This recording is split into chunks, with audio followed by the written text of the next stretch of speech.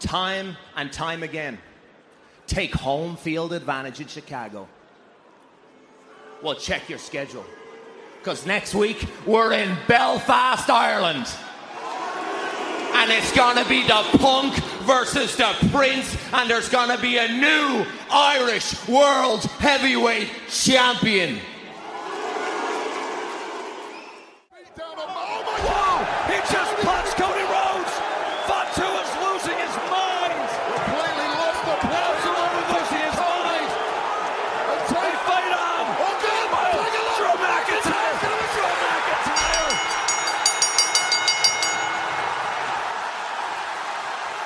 Here is your winner and new undisputed WWE Champion, Drew McIntyre! Drew McIntyre said he'd take Cody to hell. But in one simple exit of the cage, this is Drew's heaven. He's the undisputed WWE Champion. What the hell just happened? In 3, 2, 1, clap. Benoit balls. I still think Kevin Sullivan did it. I'm Aubrey Edwards. I'm not a wrestler. Tony's quick sniffs of the week. No, just my dickhead friends causing concussions and shit. All right, never mind. There's barbecue sauce. So good, half the face don't work. With Hogan that close up on the fucking camera reminds me of my racist uncle. I know you ain't listening, but you know who you are, you fucking racist.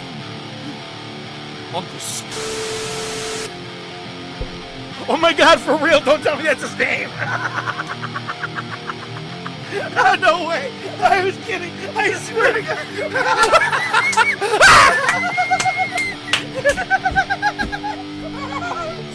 That was just the first name that came to my head. That was the first name.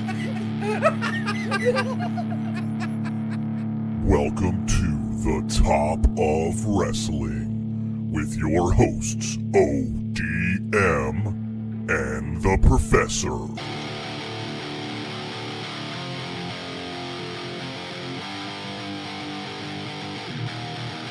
Good Wrestling Day. Top of Wrestling Podcast. That's what we are. I'm the Professor. He's ODM. Heyo. And this week, as always, we got some news. We got results. We got Bring It to the Table. This week, we got, well, someone told Psycho Sid to break a leg, and he did. It's Monday Night Wars Sin 2001. It's the day that we've been waiting for. It's one of the ones we've waited for quite some time. We waited for Judy Bagwell on a forklift match. We had a bunch of things we were waiting on. This was one of them. So we'll be talking about that in the Monday Night Wars edition, but we also have our top topic. This week is a good one I'm excited to talk about. It is the top sellers, so move sellers of all time. Not sellers as in merchandise. I'd probably give that one to Cena, because he changed shirts colors so many times. Anyway, heyo, ODM, what's up? Well, since you twice stole my new intro, I'll just go with this. Hit the fucking music! The bills make me wanna shout. Kick your heels up and shout. Throw your hands up and shout. Throw your head back and shout. Come on now, the bills are making it happen now. Stand up now, come on and shout. Yeah, yeah, yeah, yeah.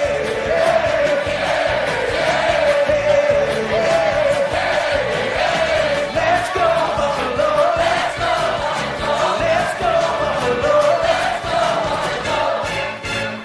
The bills make me wanna shout. Make some noise, Buffalo Bills fans. Would you rather be?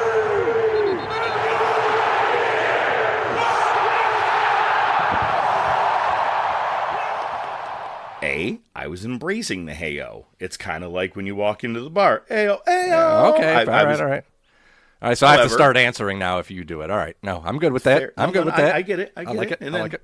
Besides that, yeah. Way to kill TK's daddy's team.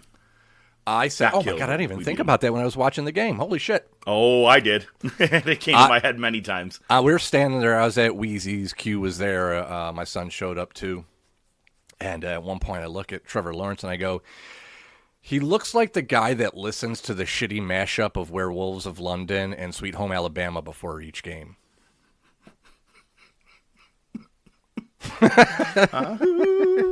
I hate that mashup so much.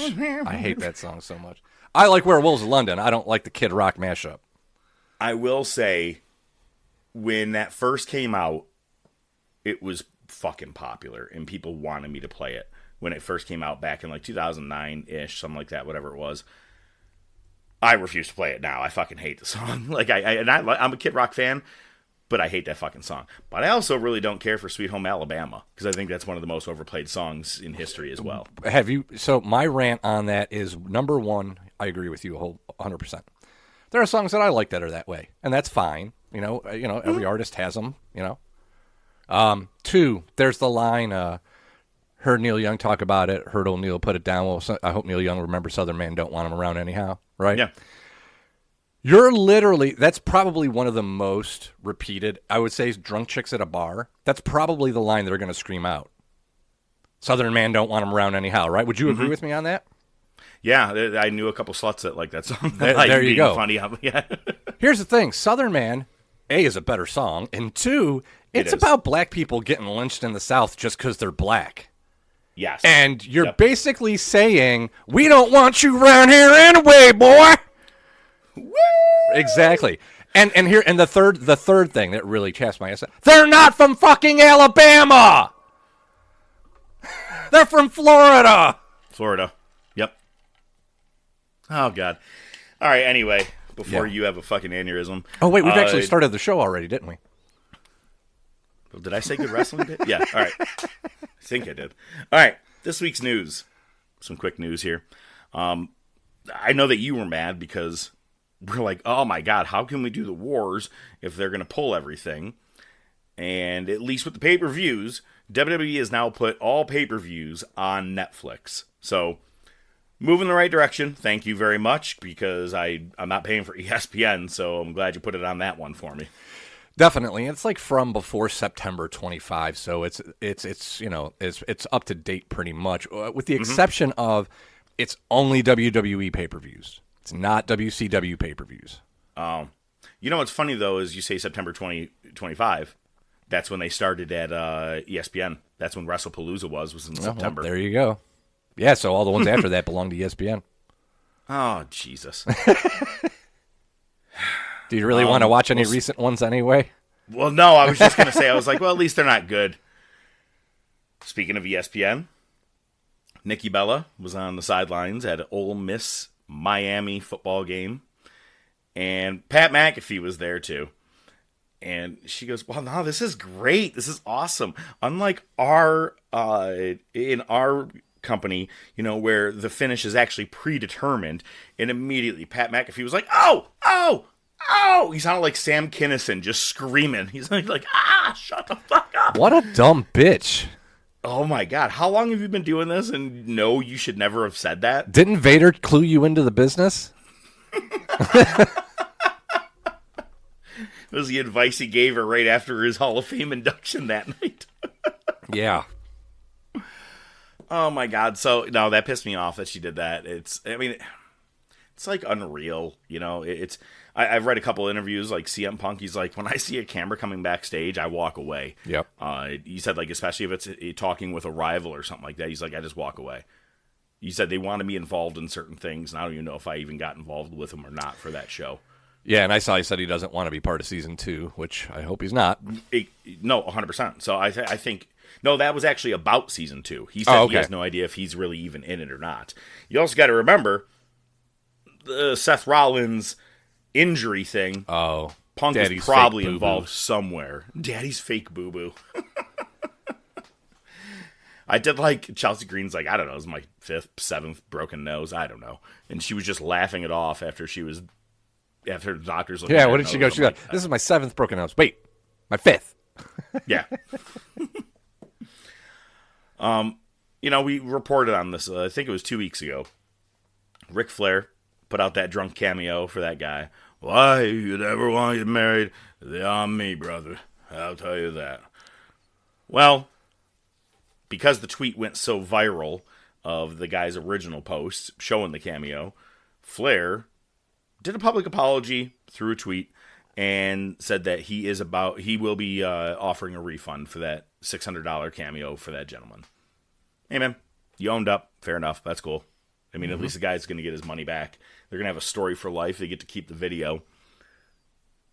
So it's get your man done. I see, and this is what I don't understand. Ric Flair's been so unhinged over the last 2 years, maybe even more, right? I mean, he's getting worse. You know, you thought he'd kind of chill out with old age. He's getting worse. Why would you fucking apologize? It's not like you were using the N-word or talking about Jewish people or fucking, putting down trans people. Dude, you were just drunk and did a shitty cameo. Fuck it, lean into it. I think the apology is actually a sincere thing. Like, all right, man, I didn't mean to actually make you fucking mad. And you know what I mean? Like, I'm paying for the money. I actually could find it to be somewhat of a sincere apology. And why I say this is that when you're like how Ric Flair has been over the last couple of years, I'm more like, dude, what the fuck did you expect paying $600 to Ric Flair, who is drunk 24/7 now? Yeah, he's always high. High or drunk the whole time. So I mean, like, what did you expect you were gonna get? Him cutting a whole thing like the kiss deal, will deal, woo, and like bust his head open for you? Nah, man, you were gonna get drunk Flair. It's like getting one from Gary Busey right now. I know what I'm going to receive when I get this cameo. That's the sound Goose makes. I shouldn't have sent you that one because the videos pop up on my phone now more. They're like, well, since it seemed like you were interested and you shared it to someone. I saw a video. It was some content creator, and it's like, what it's like coming home to a kindergartner, and the dad sits down, and they cut over, and it's Busey. That's the sound a pack of geese make. Okay, so Flair's not at Gary Busey level just yet. He might be getting there, but he's not fully there yet. So this one this makes me laugh. Saudi Arabia is pushing WWE to have multiple Attitude Era stars at WrestleMania 43. The Rock automatically is being tossed in there, which his last full real match where he was a singles match was his match against Cena at WrestleMania 29. Mm-hmm. Yeah, at WrestleMania 40, he did the tag match with Cody, Rollins, and Roman. He did okay, but he hasn't really done much. And I don't count him and Eric Rowan at WrestleMania 31. No. So it's funny they're like, we want to get all these Attitude Era stars there for WrestleMania. So what we're saying is we really, really want to have WrestleMania, but we don't like what you're going to do, so we're going to change it and we're going to make it our way. What do you guys think? Pretty much, and they're doing this, and it's hilarious because for a few years there, they were requesting stars from the 80s, most of which who had died already. Didn't they request Yokozuna? I think Yoko and I think Andre. No, Warrior. I think it was Warrior they requested. It was Warrior, not Andre, but it was Warrior, and it was definitely... Yoko? Because that one, I was like, dude, he died in like 2003. Yeah, I think, but it's funny because now they've apparently moved on to the Attitude Era where, okay, a lot of these guys might still be around, but like Austin really, you want Austin to just come out and crash his ATV again? I mean, I'm sure we'd all get a chuckle about it. I will not honestly forget where I was when I watched that and how hard I laughed. I mean, like, I dropped stuff that was next to me. I was laughing so fucking hard because like I said to you, I said to myself, I go, I'm surprised at the speed he goes. He's never hit the barrier. And it was just to my own self. So I can't like be like, I told everybody I said it. No. But no, I said it to myself and then bam, like 30 seconds later, I go, get the fuck out of here. So yeah, bring him to Saudi. Let him do that. They don't care if you kill one of their fucking fans in the front row. You remember the lady that it hit the barrier and she waited 3 seconds and then she's like, she took a delayed bump. Yeah. Oh, it was a LeBron James bump. So yeah, I'm not a fan of this whole setup for Saudi Arabia, but it's whatever. Maybe it could be a decent WrestleMania, but unlikely. I think they're going to try and shoehorn in just guys who are still alive. At least Hogan's dead.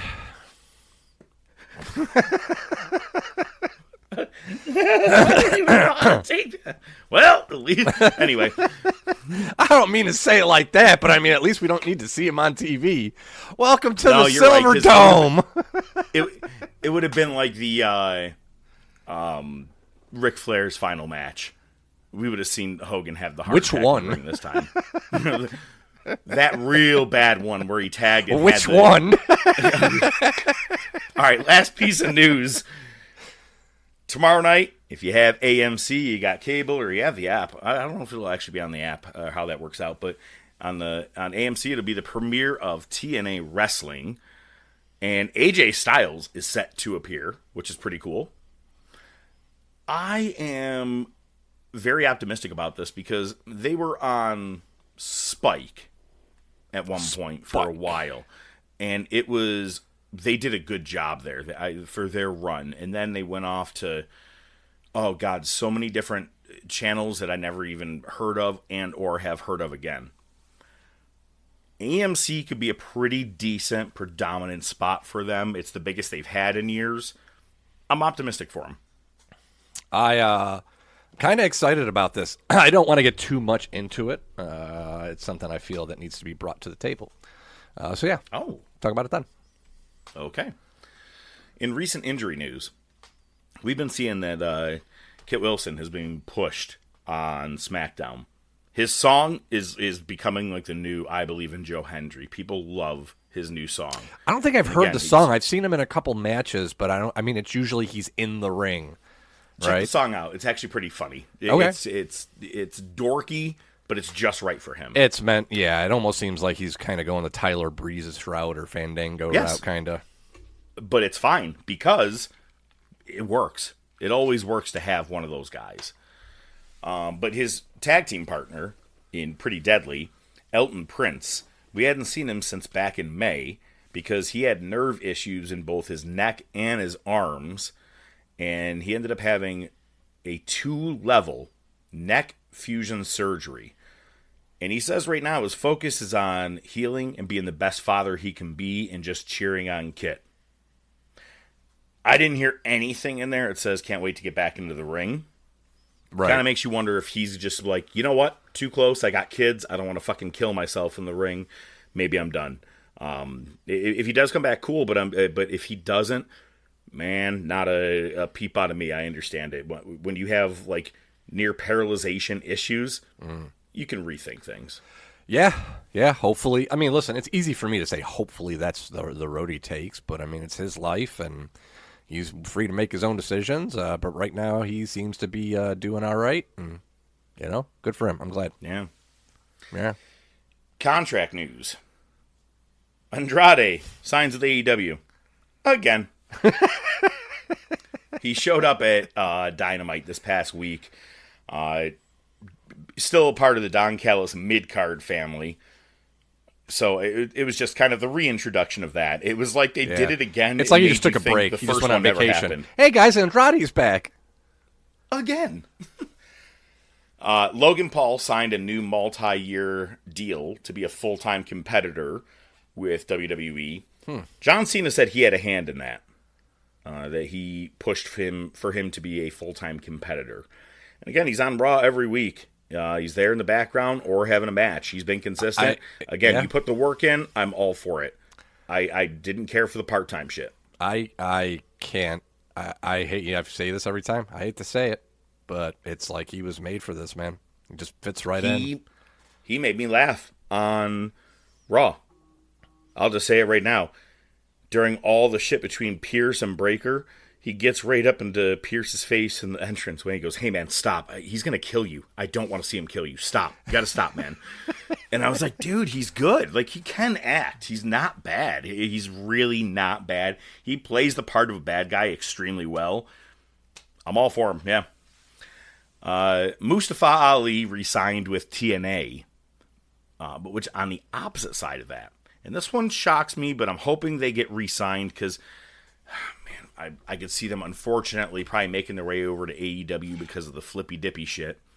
But the Rascals, which is Trey Miguel, Zachary Wentz, Myron Reed, and Desmond Xavier, who used to be Wes Lee in NXT, they are no longer contractually obligated to TNA. They are still on their roster page, but they don't have contracts with TNA at this time. Yeah, and TNA freelances a lot anyway, so...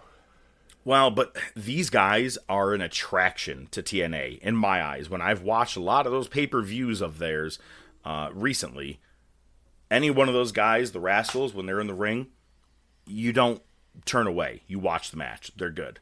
Right. It's like Javon Evans. He's, it's certain guys you're just like, I got to watch, man. They're young and upcoming, and they're doing well. All the Rascals are that way.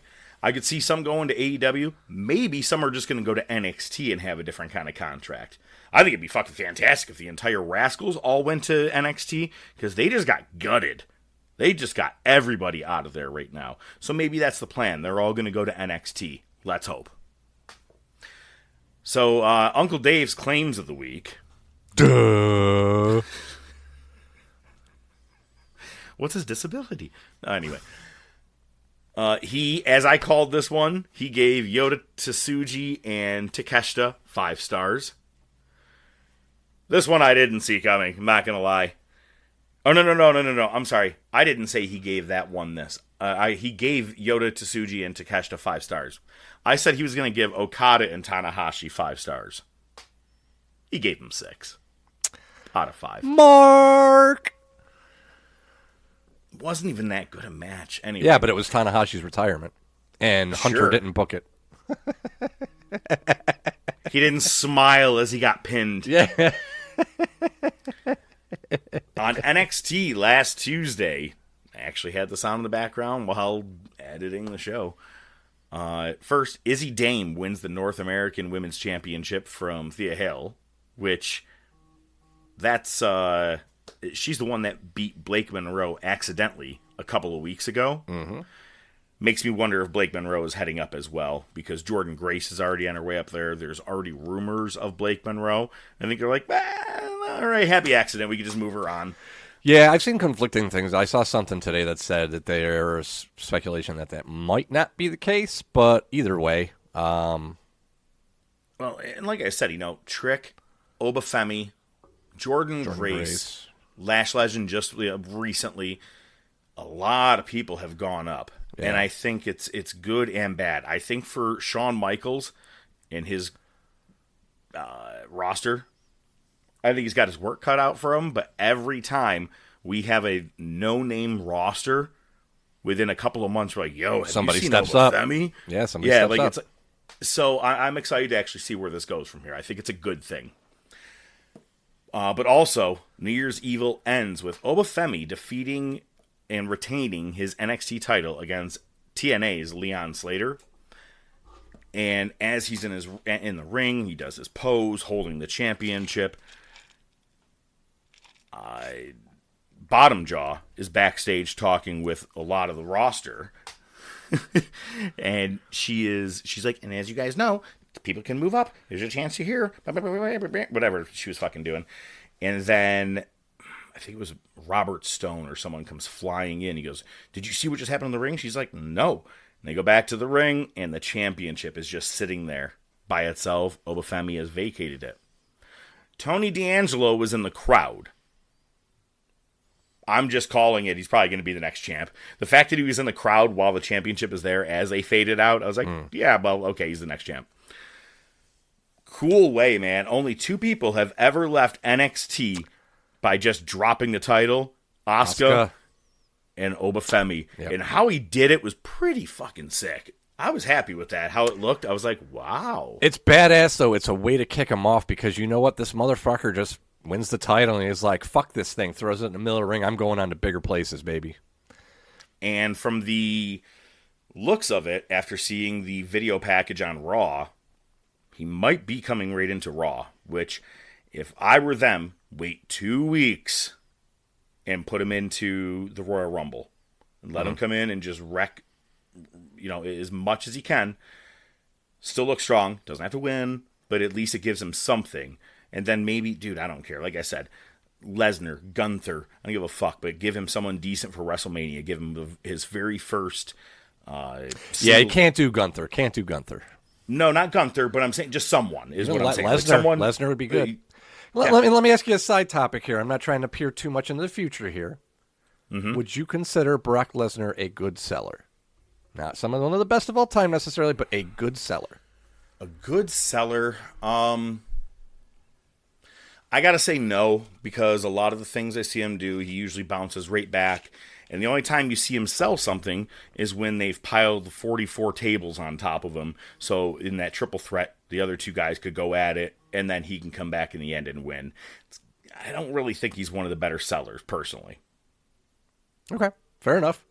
Just a good point of discussion there. Oh, I just took one of your 5? Yeah, he's the top 5, obviously. Sidebar, counselor. Breaking news, Terrell Shavers has torn his ACL. Jesus fucking Christ. Yo, I saw something the other day. I don't know if I told you this last week on the show or not. Our injury report is looking like a CVS receipt. It's just all wide receivers. There's nobody left. I know. And Gabe Davis is fucked. Yeah, dude, yeah. He tore his ACL, too. 2 people tore their ACL in that fucking game. Knock on wood, yeah. Knock on wood for tight ends? Shakir, too, yeah. Tight ends and Shakir. We're going to be playing fucking 4 tight ends. Oh, God. So, anyway, Dynamite and Collision. The Young Bucks were tagging with Jack Perry against Ricochet and his team, The Demand. And the Young Bucks have come out to be baby faces hardcore again. Super Kick Party! Which in some weird way, I was like, oh, nostalgia. Okay, yeah. All the better days. Right? I was like, shit, I actually liked 2019 Bucks. Remember that? Remember when that used to be a cool thing? Oh, my God. You know what I just watched before recording was MJF whipping, not Cody Rhodes, but Wardlow. And Wardlow took like the first 9 and was like, go ahead, man. I'm like, they had him made. And what the fuck happened? What happened to him? You know what I mean? Remember that one episode where he came in backstage and started launching security guards into like the lockers and shit? Just done. Oh, man. But anyway, John Moxley. Oh, and that's where Andrade returned, was during that Bucks Perry match. John Moxley defeated Shelton Benjamin in an eliminator match. Now, all of his matches are considered eliminator matches because he's the Continental Classic champion, so if you face him and you beat him, you'll then get a championship match to face him. What? Yeah, thank you. And after snapping from losing her title and, being embarrassed the last couple of weeks, Mercedes Moné is taking time off from AEW. So basically, she's going to enjoy some time with her husband, boyfriend, lawyer, whatever. She's probably going to drop a few more of those indie titles that she's racked up, and that's going to fuel her fire to come back and win the AEW Women's World title. You should remember you said that because it's extremely likely. It's funny to me because What Culture Wrestling, I have their...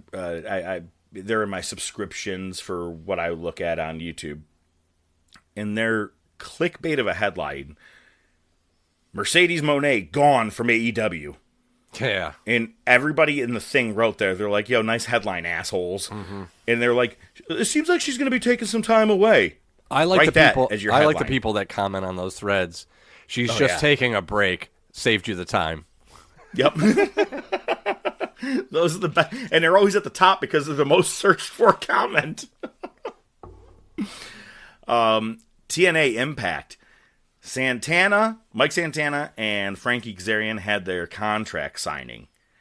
And it's funny because speaking of comments, people were like, oh, WWE's going to sign him just for his promo on AEW. But he said, let's not forget, Kazarian, you and I, let's not forget we were at a place together before where we had all the talent and everything we needed, and we were being pushed to just sit off to the sides. And so, obviously talking AEW, I'm glad he did.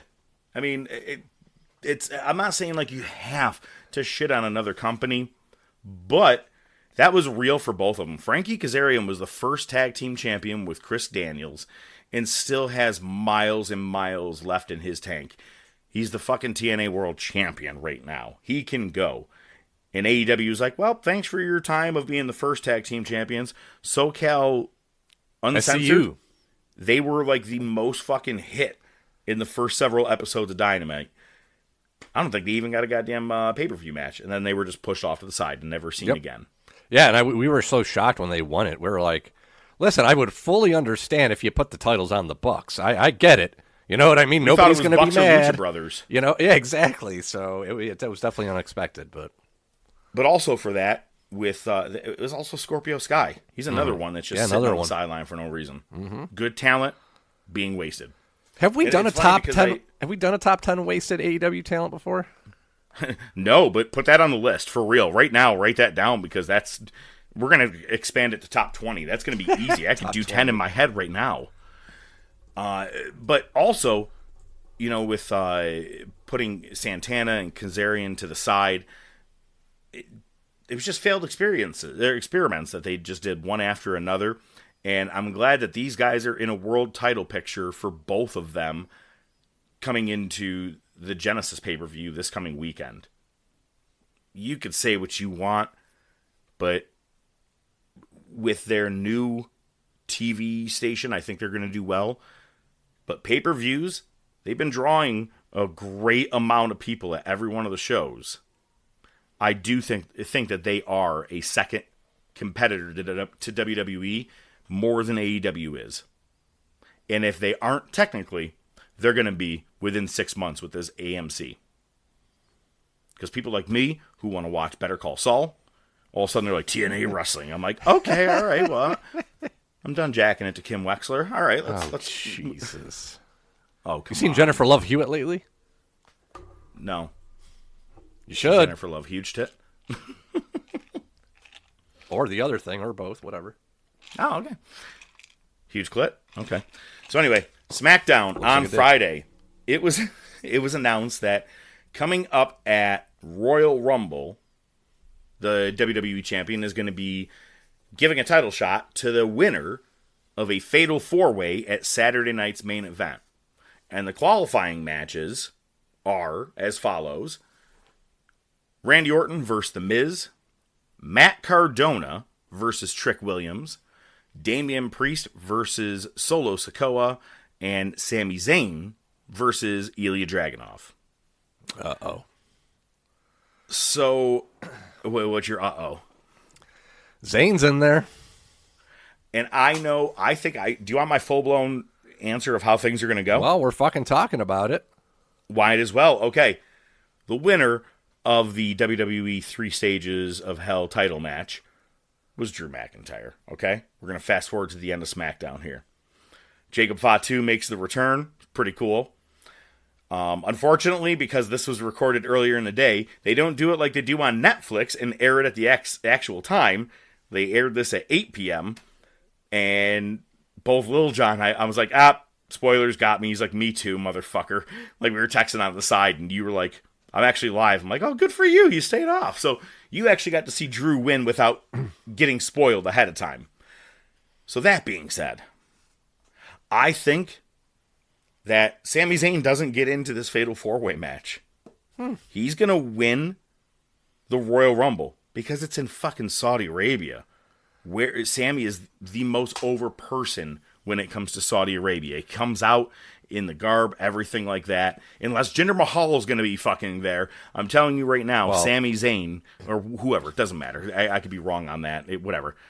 Iron Sheik. It doesn't matter. Anyway, Sami Zayn's going to win the Rumble. Now, maybe Sami does go on and face Drew at Saturday night's main event, loses, then wins the Rumble, makes his redemption. Jey Uso style. I hope that's not exactly how they do it. Yeah, because remember, he lost a title match to Gunther and then ended up winning the Rumble and tapping Gunther for some weird reason. So, personally, I think the winners will be Randy Orton, Matt Cardona, Solo Sikoa, and Ilya Dragunov. Okay. What are your thoughts? I was going to say Orton, Trick, Sikoa, Zayn. Okay. Well, Orton Trick could be pretty cool if And they've already teased that it. happens because of what happened on Yeah. SmackDown. Yeah, they already teased it. Which we'll talk about right now. Trick does confront Randy Orton. Trick apparently forgot that in SmackDown, we got fans on this side of the ring. You can't slap a microphone as hard as you want and think it's just going to go to the cardboard on the side of the ring.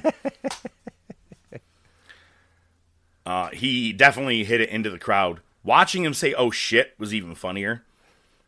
And then there's a bunch of fake reports. He's getting heat for it. I'm like, nah, he's not. Like, Austin drove a fucking motor vehicle into a barricade and could have really hurt someone. The microphone was fine, okay? Yeah. Anyway. I thought that was pretty funny, but he gets an RKO for his troubles. But then, still defeats Rey Fenix in his debut. I like that. R-Truth unfortunately missed SmackDown in Berlin because he was at Burlington Coat Factory. I love him. Axiom was talking to Nathan Frazier and just punches him and starts beating him, and everybody's like, even the announcer's like, "What the hell's going on?" And then you see Candice LeRae come in and start choking Axiom, and then Gargano takes off the mask, and it was him under there, and then the real Axiom comes in and makes the save, and I was like, that was pretty cool because you actually had me for a moment where I was like, why are they breaking up for no reason? That's weird. Good moment. I thought it was good. Yeah, get used to it because it sounds like Ciampa might not be coming back. So right now it's Gargano as a singles. That's why we're seeing, I was just going to say why we're seeing him so much by himself right now, or at least with Candice LeRae. For her as a wrestler, she's okay. Terrible. But I like her better as a manager. She sucks as that, too. I hate her. She's only there because it's Gargano's wife. I have nothing. Anyway, the MFTs defeated the Wyatt Sucks. Jade Cargill confronted Jordynne Grace after she won in her debut win. Do you know where I'm going with this? Yeah, NXT's making a lot of call-ups, and they're all getting pushed to the moon. Some people are starting to get forced out. Well, not just that. Go to Raw. Javon Evans won his debut match against the Americano that is Pete Dunne. And then after that, the Kaiser Americano attacks him, fails, Evans powders. All three of these people had their debut match, and all three of them won. Mm-hmm. The formula over in AEW is once you debut here, we're going to make you lose your first match. Yeah, no shit. Imagine that. These guys, all three of them got a win, and I'm like, okay, all right, where's this going? That's good. Good shit. Morgan and Perez interrupted Rio. So it's not Rio, but it's Rio, as they're trying to push. Then it was Bayley and Lyra, and we got the Hey Baby song for Bayley. If you be my girl. Then the Kabukis come out, sets up a three-way match for later in the night. Winners are going to face the tag champs at Saturday night's main event. I hate that they're doing a Saturday night's main event exactly 1 week before Royal Rumble. Yeah, what the fuck, dude? It's annoying for me. They did set up for Ireland next week. CM Punk and Finn Balor. Look, to me, this is a fucking 2K match. This is something I'd never seen would have ever happened. Mm-hmm. And Finn Balor and CM Punk, they've known each other a long time. So, pretty big dream match, and that's going to happen for the title.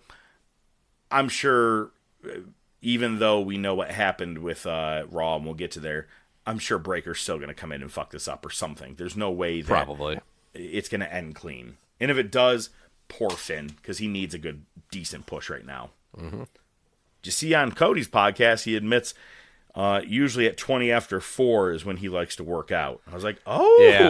Okay. I listened to that podcast. It was great. That was a good podcast, yeah. I don't think talking about his little Demento guy, his little puppet against Mr. Iguana, and he's like, Demonito. He's like, is Demonito, that's what it was. Demento, close enough. So Liv Morgan and Roxanne Perez, they won the Triple Threat #1 Contenders match. There was a part where, I don't even know, it was one of the Kabuki Warriors, they went for the pin, and it was the correct person in the ring, but the ref apparently didn't really in life see the fucking tag. Oh, Jesus. And they all sat around, and Bailey's, like, sitting on the ground, laying there. She's like, she's actually legal. Like, pointing to the ref and shit. And she's like, she's the legal one. And they're all laying on the ground like, so what do we do? All 6 of them laying on the ground. It was horrible to watch. Yeesh. Maxine Dupree. She's having her 6th match against Becky Lynch next week. And she's the greatest, and she's not the only one who's saying it, to be honest with you. But in their 6th match next week, Maxine Dupree said, I'm going to put the ankle lock in you and break your ankle. It's almost as good as Owen Hart's saying, I'm going to kick your leg out of your leg. To say I'm going to put you in the ankle lock and break your ankle. It's my favorite Austin Powers line. Please allow myself to introduce myself. My, how the turntables have turned. Pretty decent promo with big sexy Raquel Rodriguez. She's getting heat, but she's a big heel. Attacking the one-legged Vakir. I like it. I'm all for it. I wonder if they're going to have a match at Royal Rumble or if she's going to be still hurt at that point. We'll see where that goes. Braun Breaker murdered the fucking shit out of Dragon Lee coming down the entranceway, and I know that we've all seen the aerial footage of it, which was insane. Great. Because he had a lot of running room to get going. That's like the worst thing. If I was Dragon Lee, I'd be like, that's a long run. No. Penta, switch. El Spiro, you, here. So, after that, he gives one to Penta, another one to Dragon Lee. Him and Pierce square off, and it's funny because they're yelling at each other, and during the meantime, Bronson Reed was able to give a tsunami to Dragon Lee. So it was just continuing the pain. And then when Pierce gets in the ring, the other spear to Dragon Lee, as I already mentioned. Pierce grabs Braun, turns him around, gets in his face, starts screaming. They had to bleep out because he goes, what the fuck are you doing? He actually said fuck. I like when you get so heated up that you can't, like you just lose it. But it was funny because Breaker goes, kiss my ass. He goes, no, kiss my ass. And they're just going back and forth, which I thought was it was perfect. But then he fucking grabs Pierce and puts him in the corner. And he goes, what? What are you going to do? And I was like, wow, it was. I would shit my pants even knowing it was fake as Pierce. Be like, wow, that's a lot of anger. And then they go backstage. Oh, and that's where Logan Paul was like, Pierce, leave it alone. He's going to kill you. Stop. He'll kill you. But they go backstage, and this is where I gagged. Because Pierce is yelling at Braun Breaker, and they start screaming in each other's face, and fucking Pierce says something, and just a glob of spit just got caught to his chin, and just slowly dripped down. I was like, ugh, just suspend him and get it over with. Oh my God. I fucking hate it. And then what's great is that after he suspends him and he walks away, Heyman walks up, and Pierce goes, he goes, that was a bad mistake. And he goes, you're right, it was a bad mistake on his part. And Paul had to wipe his face because Pierce spit on his face as well. I was like, oh, I couldn't. It's like having a fucking face-to-face with Big Show. It's like Sergeant Slaughter. That one too. But I liked how Heyman did it. And he goes, no, I'm not saying that was a big mistake on him. That was a mistake on you. You know, from my vantage point, you did put your hands on him first. And I go, wow, that was good. It was really, really good. I liked how he did it. And he put out a tweet today, and he said, if you think something about like suspended wrestlers is an issue for me, ask Drew McIntyre, your WWE champion, because he got him unsuspended to be in War Games. So I liked how Paul got in there. He's like, oh, no, I'm from my vantage point. I was like, he did? Because I was like, oh, shit, he turned him around. Fuck, he did. Yep. It's a good part. They did a video package of all these celebrities emailing Triple H to be at WrestleMania. The Manning brothers want to maybe face each other. Pete Davidson was a part of it. Eric Andre, I think is his name. Yeah. He was like, I want to fight you, Triple H. And it was like all sweary. Does the suck it thing. And then Tony Hinchcliffe goes, and then me, I get crowned new WWE women's champion. I go, okay, all right, that's kind of fucking fuck funny. That, bro. He's just stealing Andy Kaufman's shit. He is, but I'm saying that right there. I was like, that's what all you're good for. So I'm happy with that. Nah, fuck that. Nah, I don't even want him on my fucking TV. If he does, I'm not watching it. I'll fucking go take a piss. I'll take a shit before I come back. And then AJ Styles. He made Gunther tap. We saw it in many angles, but at first you didn't see it. You just were like, why did you just jump up? But Gunther tapped on the side the ref couldn't see. It was more towards the Titantron area. And gives a tap on AJ's leg. And he goes, no, he did it. And as the ref goes over to he says, no, the match is continuing. Gunther gives a low blow, powerbomb, wins.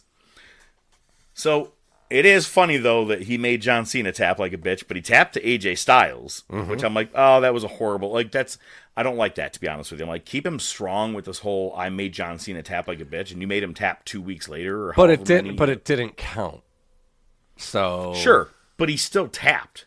Yeah, fair enough. I think it's if he didn't tap to Jay, or didn't, submit to Jay, maybe a different story.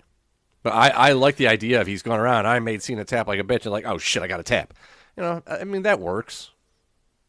And it's funny because they usually don't do this, but they played the replay with him just standing right there in the entranceway, and the replay was above his head. And I'm like, the ref is around. Why isn't he watching this shit? Yeah. I'm like, when they show that, I'm like, why aren't you seeing this? That's an easy reversal, and we could the reversals happen. Yeah, the reversals are very selective, shall we say. Well, this coming Saturday night is TNA Genesis. You got World Championship on the line. Mike Santana versus Frankie Kazarian. JDC Fandango is having his final wrestling match against his stablemate and friend Eddie Edwards. The X Division Championship is on the line. Leon Slater versus Moose versus Cedric Alexander. The Hardys are defending their tag team titles against the Righteous. And there's other matches too. So, where are these pay-per-views available? Are they just standard-ass old-school pay-per-views? Or I believe that they're actually more of an online pay-per-view. Like if you went to it could even be like a TNAWrestling.com and get them. Or Gotcha. Okay. Gotta be honest with you, not really fucking sure. Oh, I know you don't know. And then Saturday night's main event will be coming up the 24th. So we'll have the Fatal 4-Way match with who will face Drew McIntyre at the Royal Rumble. And now it will be Rhea Ripley and Io Sky against Liv Morgan and Roxanne Perez. All right, man. I got some sad news to bring to the table. Just bring it, bitch! Oh my God! You ever get really sad when someone dies? Or you get a breakup and you're like, I just really, it's hard to deal with this. Like something's really missing in my life. I finished The Wire, and I swear to God, I am missing McNulty, Bunk. You want to rewatch it again, don't you? Oh my God, I want to start over so quickly. I mean, Jesus Christ. I'm like, it's killing me though. I was like, what do I do now? I'm like kind of fucking sad lately. I'm like, one more season wouldn't have been bad. It's funny to bring that up. So we ended up talking about this, and ODM saw the show before I did, several years before. And, when I fell into it, I watched the first season. I was like, okay, maybe. Then I had to restart the first season again because I had waited so many months. It was funny because I told my wife, I'm like, I'm halfway into the second season. I think I like the show. She's like, oh, well, just finish all fucking 5 and then tell me if you like it or not. She's like, Jesus Christ, you know or you don't know? Shit or get off the pot. That's really what it was. And so we kept making the joke, and I told her, I watched it all last night. I finished the end of 5. And she's like, and I go, I'm not really sure I like the show or not. It's just an ongoing joke now. But no, I loved the show, and I had made a mistake in our doc that we like to go every other, right? A wrestling topic, movie, TV show, music, whatever. And last week we did Crybaby, which I'm sure you couldn't wait to see. Watched 4 times. And everybody lived happily ever after, except for the fucking audience. That shit broke me. And I accidentally came upon that when I was doing the editing, and I go, motherfucker. But we have room, and next week we are talking The Wire.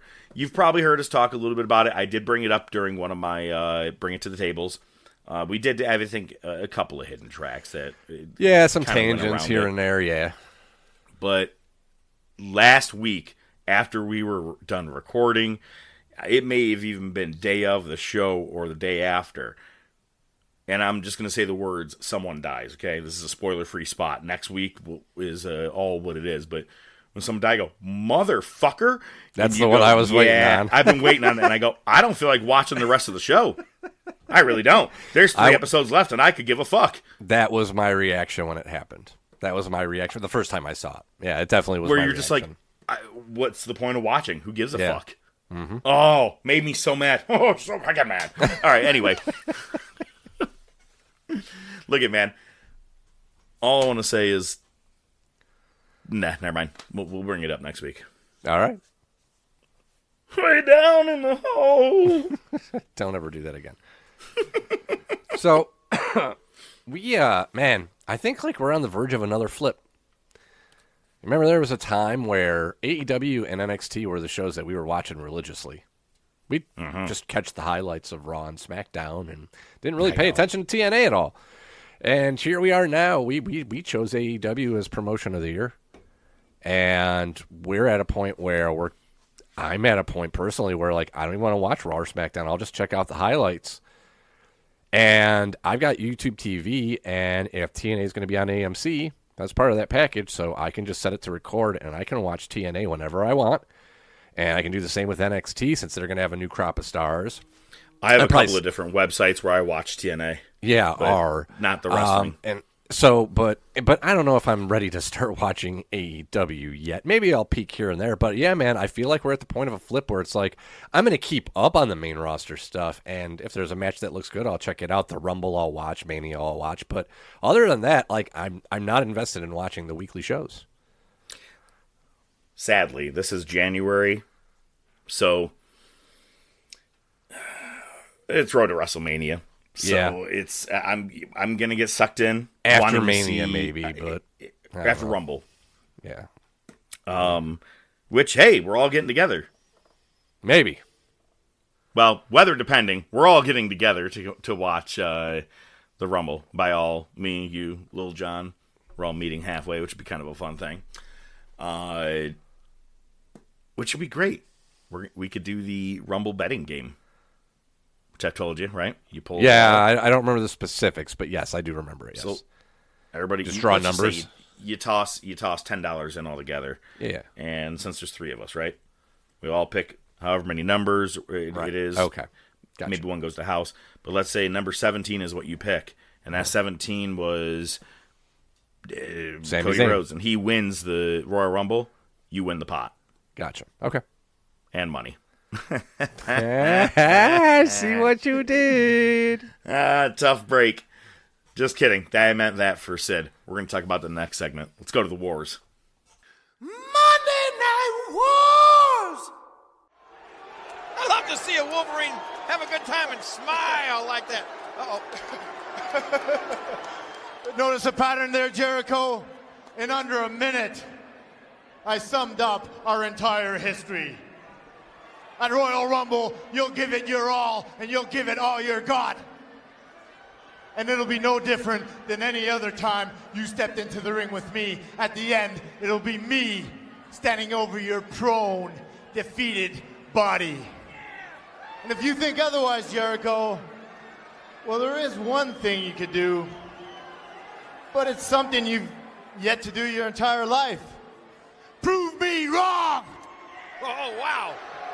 Because at the Royal Rumble, Jericho, you're going to... Why don't you shut up and show some respect? Look out behind you! Where's Jericho? Oh, my gosh! Jericho! Oh, this push Benoit off the ladder! A backfighter! What's Jericho doing? Look out! What's the ladder? Look out! Jericho came to the crowd! Oh. And then uses the ladder to take Benoit out! On January 14th, WCW has one of their final 3 pay-per-views that are left in 2001, well, and for their company. And it was WCW's Sin. It was a fucking sin that I had to watch this pay-per-view. I will say that right now. Pun extremely intended. ODM, please tell us about this shit show. January 14th, 2001, emanating from Indianapolis. Let's be honest, there is only one thing we want to see on this pay-per-view. And it's not the first match, which is Shane Helms versus Chavo for the Cruiserweight title. Fast-paced, lots of false finishes. Chavo retains. Earlier in the day, Tenay was in the parking lot waiting for Flair. Asked Flair about the mystery man, and Flair won't answer. We get Vito versus Rito in a 5-star classic. Reno wins. Sanders is with Bryan Adams in the shadows. Sanders has a job for Chronic and pays him. And Brian Clark comes in and says, "Hey, man, I just picked up a job." He's like, "Well, so did I." He's like, "Yeah, but look at how much we got paid for this one." He's like, "Fuck it, we'll go with that one." Young Dragons with Liam Meow versus Noble and Courageous. Dragons win. Buff and Luger pull up to the arena in a rat rod. It did look pretty cool. Gotta admit that. Mike Sanders versus the Cat. Kamish and Miss Jones on the line. They added that stipulation last second. Jindrak and Stasiak interfere. Chronic makes the save. They take out Sanders and stuff Sanders' mouth with the money. A complete shit show. The Cat wins. Basically, the second job that Chronic took that paid more was the Cat paying them to take Sanders out. See, you can't get mad at WWE for spelling it out when you've got shit like this where it's like, yeah, no, just do this. They'll get it. Nah. Usually it's too late and it don't matter. Meet them halfway. Yeah. Team Canada versus Filthy Animals in a penalty box match. Duggan is the ref. Basically, if you get a penalty, you go to the sin bin. Storm wins with a half crab. Tenay's with the natural Make born like a hockey team and get the puck out of here. Sorry. Boo! I'm done. That's all I have to contribute. Yeah, go fuck your mother. What are you doing here? I told you to go fuck your mother. Touch her and I'll sue. Tenay's...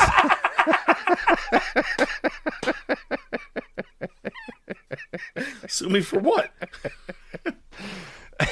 Tenay's with the Thrillers. Sanders gets a promo on Chronic and Cat. Palumbo and O'Hare have a tag title match tonight. Next, you get Mang versus Crowbar versus Terry Funk for the Hardcore title. Yes, Terry Funk is wrestling for the WCW Hardcore title in 2001. Crowbar gives chair shots like Hogan. I can tell you that. Did you see what happened with Crowbar the other day at an indie event? No. So there's a guy. Wait, is this the Macho Man thing? Yeah. They're trying. It was all fixed. Of course it was. They're trying to sell it like it was a fucking shoot. It certainly was not. It certainly. He was leaned not. in for the hit. But I saw it. I'm like, is that fucking Crowbar? He looks like how the Fallen have. He looks like fallen. Rocky in Rocky 5.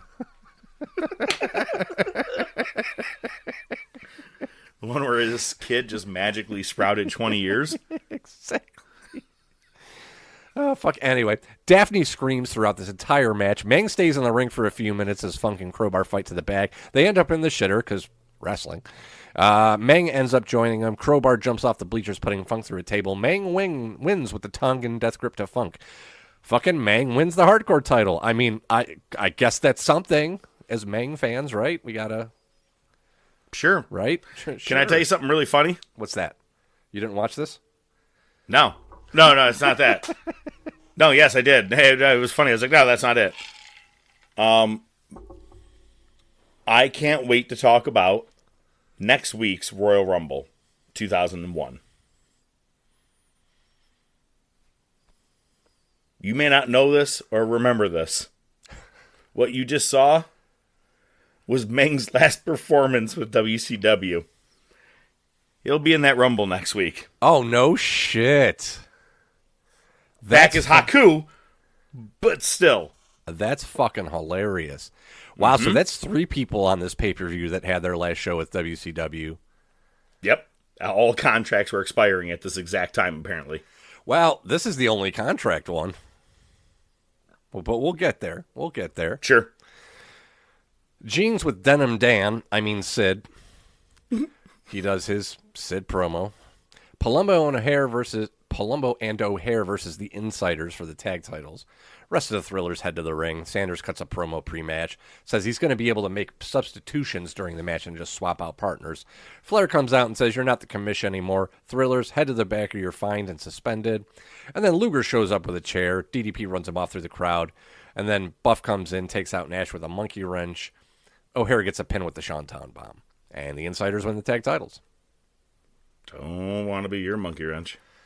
Yep. Flair gets to the limo to get the Mystery Man. Next, we get Shane Douglas versus General Erection in a First Blood U.S. title match. I want you to listen to what I am going to tell you right now, just so you can understand how fucked up WCW is. This is a First Blood U.S. title match, okay? First Blood usually implies there's no rules. You just got to make the other guy bleed first, right? They're not going to DQ you for using a chair. Mm-hmm. You're trying to draw blood. Shane Douglas loves using his chain.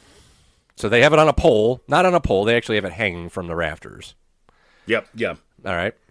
Rection gets the chain. He gets knocked off the ladder. We get a ref bump. Douglas got patted down before the match to make sure he didn't have a chain on him. Why? I don't know. And then he pulls a chain out of his boot and busts Rection open and wins the U.S. title. And commentary keeps talking about, he had the chain in his boot. He can't do that. What do you fucking mean he can't do that? Could have brought a gun. It doesn't fucking matter. Gun. Rection's I don't even own a gun. Rection's freaking out about losing the title. He's with MI. I got nothing. You got robbed. No, he didn't get robbed. I'm not going to lie. This General Erection fucking lasted longer than I thought it did. Lasted longer than Glacier. But I'm just saying, like, I'm not even going to say, like, that's very Bill DeMott. But I'm saying, like, this actually lasted a long time, like, over a year. And I was like, I thought this was just a fucking 2-month thing of him being called this. Nope, that's where he was going. Yeah, well. It's pretty, never mind. Yeah, pretty Rection-ish. It's pretty Rectionist. I gotta be honest, I think that's the new version of saying it. Instead it's very Bill DeMott or that's fucking great. I like that. That's good shit. Nice Beaver. Hang on. We're not there. We're gonna talk about a beaver in a minute. Goldberg and Sarge versus Luger and Buff. Goldberg's career is on the line and it's no DQ. Earlier in the show, they showed Goldberg arriving, and he had a moment with a fan where he signed some shit. They took a picture, it's just a fun little moment. Well, they end up in front of that fan who just happens to be at front row. Luger grabs the fan, and Goldberg takes Luger out, like, don't fuck with him. And then the fan maces Goldberg. He gets taken down by security.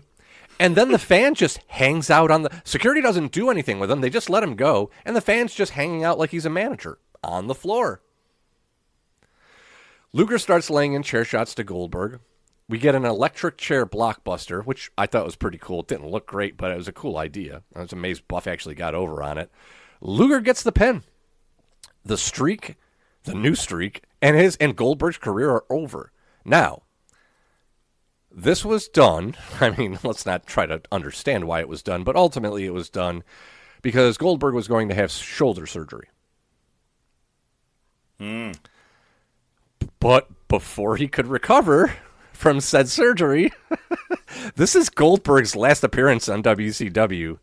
I was just going to ask that. I was like, well, wait, if that's the case, then he's done, right? This is it. So Mang's done and Goldberg's done. Wow. We're not. Everybody's just having like broken dreams during the middle of this pay-per-view. Holy shit! Yeah, we're not going to see them anymore. So next, you get Steiner versus Jeff Jarrett versus Sid versus the Mystery Man for the world title. Ric Flair comes out. The whole reason we're here today, everybody, just for the Monday Night Wars. Exactly. Flair comes out, says, well, I have the Mystery Man, but I didn't say when. Start the match. So the match starts with just Steiner, Jarrett, and Sid. Cut to Flair at the limo. Mystery Man's still in the mask. And why the injury happens while Flair is getting the Mystery Man. They don't show it. We cut back to the ring. Sid's laying on the mat with his fucking foot pointing 90 degrees the opposite direction, and they're still beating the shit out of him. Well, I mean, at least, sounds stupid, but at least like kick him until he rolls himself out of the ring, maybe kind of keeping the thing going. How are you going to do that? He's still grabbing his leg. Everyone's going to say, everybody does see in the entire arena, his leg is not attached to him anymore. No, it's not. Only by skin. And the boot, maybe. So wait, everybody else had broken dreams tonight. This dude had broken beaver dreams.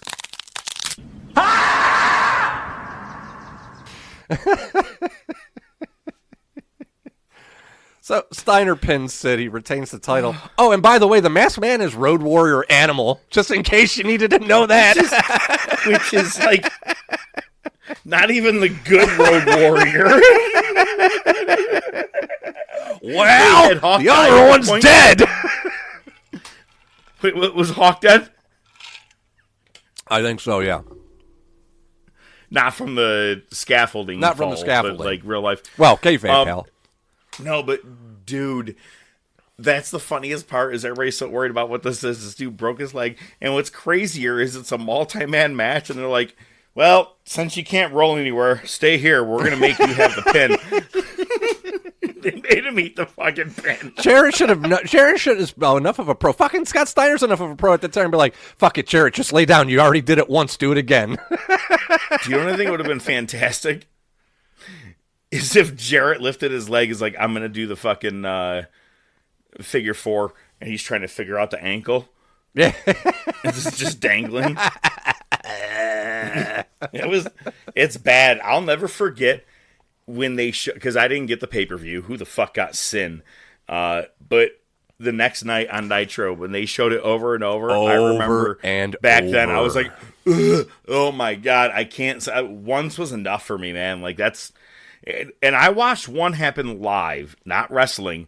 And I think I brought this up to you before, but John Bone Jones at I think it was him, or no, yeah, no, who the fuck was it? The other guy, fuck, I can't remember who it was, but either way, the UFC. We were there to watch the UFC. Silva, thank you, Silva, Anderson Silva. I was there to watch a Ronda Rousey match because I was a very big Rousey fan back in the day when she was making everybody, tap or break their arms. And after she did that, we're like, all right, let's watch this.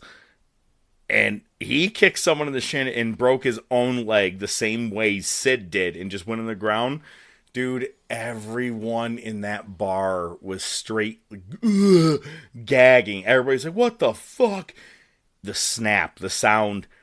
I feel bad for Sid watching this moment. That's a fucked up moment for him, man. Like, and sadly, he didn't really have much after that. I mean, he did like a big Raw appearance once for like Old School to face Heath Slater when he was going on his Legends thing. But other than that, after breaking his leg, he was fucked. Yeah, no, I mean, and obviously this is his last appearance in WCW, so that's 3 people, man, that are just gone. After these messages, we'll be right back.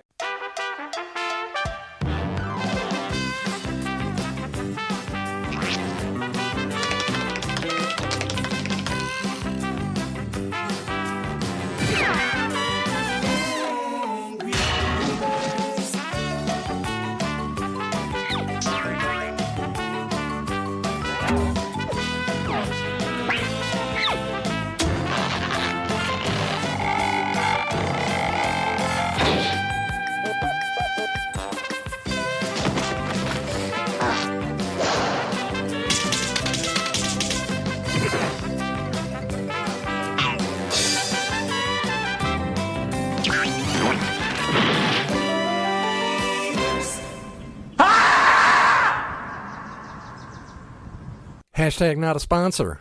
That gag has been going since Shane McMahon tore his quad, and that doesn't get old. Oh, it doesn't. It's still one of my favorite things. If I'm ever down, I just watch that like 5 times, and I'm in hysterics. It is, especially with the video. I don't give a fuck. I got fired today. My wife left me. I just watch a beaver cry. That's awesome. That's the shit. The video with it is really key, though, sometimes. Well, yes, obviously. That's yeah, it's not just you're hearing someone scream. So January 15th is Nitro. It's in Fort Wayne, Indiana. So, we talked about it the other day. There was the Bills game. Where the Cleveland game, it was, what's his name? Anyway, it's their rookie running back, a nasty leg injury, and they flat out said, we're not showing this again. That's the way of the world today, and especially after DeMar Hamlin, it's probably better that way. You're going to be able to find it if you're a sick fuck anyway on social media, so no big deal. They're like, hey, guys, we didn't catch it at the pay-per-view, but we're going to show it to you 8 times now. Snap, snap, snap into it. It was fucking. Snap into a shin bone. I was just like you. I saw it the first time. I go, and I'm like, nope, I don't need to see it again. The first time's like, wow. Second time's like, that was enough. Mm-hmm. And just to clarify, it was the tibia and the fibia. So yeah, it was both lower leg bones that snapped when he jumped off the second turnbuckle. So, yeah. So they they open up Nitro with exclusive footage from after the Sin pay-per-view where Flair is celebrating with Luger, Buff, Jarrett, and Steiner. Flair was in on it the whole time. This was Flair's little project. And they open the show, and it's like a funeral. Buff and Luger are dressed in suits. They head to the ring to a funeral march. There's a casket that gets carried to the ring. It's Goldberg's funeral. Buff opens the casket. There's a copy of Goldberg's book. There's a literal spear, like a wood-handled spear, and a jackhammer in the casket. Luger gives a eulogy, then Buff. Jarrett comes out. Goldberg, you never beat me. Steiner comes out, opens the casket. Him and Madeja hawk loogies into there. Then Goldberg's music hits. Flair does the Goldberg entrance. They go to break. That's how long this fucking segment went. They went to break. We come back. Flair's in the ring with Animal. Funeral March is playing while everybody's cutting promos. They don't turn the fucking music down. Flair gets so hyped up, makes no sense. Seems like he's going to have a fucking stroke. He's going to interview the roster tonight and trying to get on the boat or get dealt with by Jeff Jarrett and crew. Then Nash comes out, top of the ramp. We're 20 minutes in at this point. Nash says, I left Big Sexy at home. The killer is here, and I want Steiner. And he brings DDP out. Oh, we got another friend with us, and it's Rick Steiner. And then the cat comes out. Come back from break. Flair's talking with Crowbar. Hey, man, you on the team? Crowbar says, hey, man, I've always been a loner. Chavo versus Crowbar with Daphne for the Cruiserweight title. Chavo retains. Luger and Buff are talking with Bam Bam. They want him to get on board. Bam Bam says he's in. Next, you get 3 Count versus Rain Kidman. Rain Kidman win. Mike Awesome in post-match. Rest of Team Canada join in. Storm gets on the mic and suggests a hair versus hair match between Kidman and Awesome. Next, you get the Cat and Miss Jones with Chronic. Chronic wants a tag title match. Cat grants it. Chronic says, no fee intended. You don't got to pay us for this one. That's good to know. Thanks. You're already on contract, asshole. Team Canada's beating down Kidman in the back. Flair's with Chavo in the boardroom. Flair wants Chavo on the team. Sanders comes in. Flair puts Sanders over, and Sanders says, hey, man, I'm concerned about this tag title match against Chronic. Flair says, don't worry about it. Luger and Buff try to fucking recruit General Erection. Then you get Chronic versus the Thrillers for the tag titles. Jindrak and Stasiak come out for a distraction, and the Thrillers retain. Kidman's in the trainer's room with the Animals. Kidman can't wrestle. Cat comes in. Conan says, hey, man, I want to take Kidman's place in the hair versus hair match. Cat goes, what hair? I thought it was actually a pretty good moment. It was. O'Hare's not happy that Stasiak and Jindrak interfered in their match. Hey, we're just trying to help, and Sanders and Reno have to break it up. So we get Conan with Tigress versus Mike Awesome in a hair versus hair match, and Flair gets on the Tron and says, Conan, you got nothing to lose, so if Awesome wins, Kidman's still getting his head shaved. It doesn't matter because Conan wins, and they don't even fucking shave Awesome's hair. Conan gets the clippers, and he just cuts off like half of the mullet.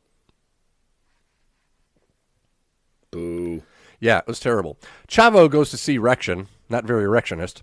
Chavo says, you've had ups and downs, and I don't want to be enemies. And Rection says, I got other stuff on my mind. Cat comes to the ring, calls out Flair, says, send whoever you got. It's Bam Bam. Cat wins. Then we get Shane Douglas versus General Erection for the U.S. title. Again. Douglas takes out the chain. Rection gets it away from Douglas. Chavo comes in and hits Rection with the chain. Douglas retains. After break, Tenay's with General Rection. Rection's freaking out. My head is killing me. He just keeps repeating that. Calls out Chavo. And he says he's sick of being General Rection. And he's sick of being Hugh Morris. So what's it going to be? Bill DeMott, I guess. I'm not a shark. I'm a man. I'm a DeMott. Main event, Steiner vs. Nash world title. A whole 5 minutes left on the show when the bell rings. Heels come in, DQ faces. That's a long main event for WCW standards, by the way. Heels come in, it's a DQ, faces make the save as the show goes off the air. Good night, folks. Boo. After these messages, we'll be right back. Don't talk that fake shit to me. I know wrestling is real. Because I'm related to a fiend, snorting raw, buying crack valves. Before he inject the heroin, he give his arms to SmackDown. Can't afford another hit because he's tapped out. Addiction got him in a submission. Wrestling is real. I seen a dealer move gold dust like an itch he had to scratch. His tag partner, his girlfriend, she had a title, she had his back. One day she caught 6 from 1-9 because she had a pack. Baby...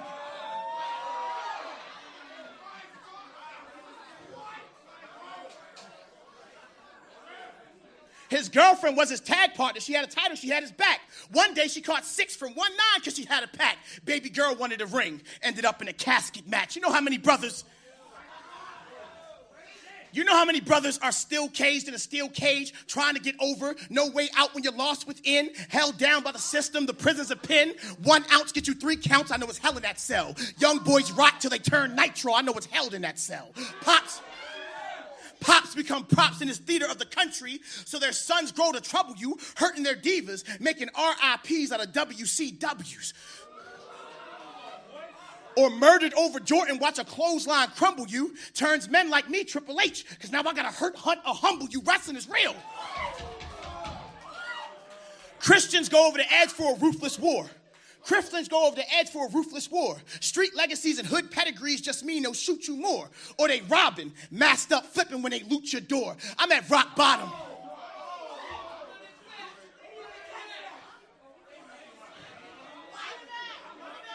Street legacies and hood pedigrees just mean they'll shoot you more. Or they robbing, masked up, flipping when they loot your door. I'm at rock bottom, trying to keep my friends out of Bullet Club. You know how hard D-boys got it? Bloodline gone, cops done shot them. We call them 12 because they clock us a midnight rockers, and we still be on some stupid shit. Fathers be like, sorry for the heartbreak, kid. Daddy needed a super kick. Superstars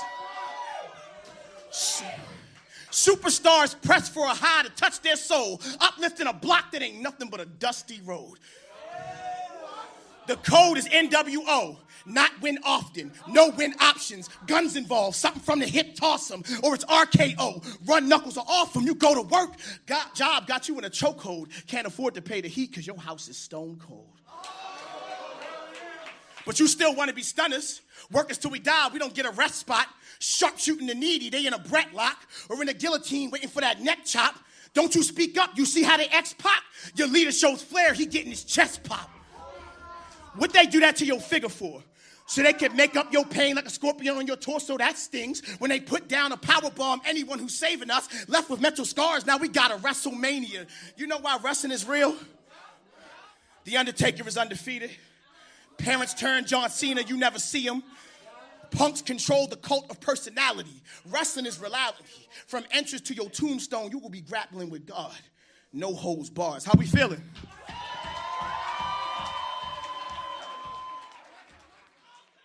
Hashtag not a sponsor. You think I should give it a try at slam poetry? No. Yeah, me neither. All right. How'd Raw go? Well, Raw was from Milwaukee. It's what the Algonquins say is the good land. Does this guy know how to party or what? That's another one. That's a classic. That one has made its way back. It's a horribly funny fucking scene. It's a vignette. Where it's just so good. I love it.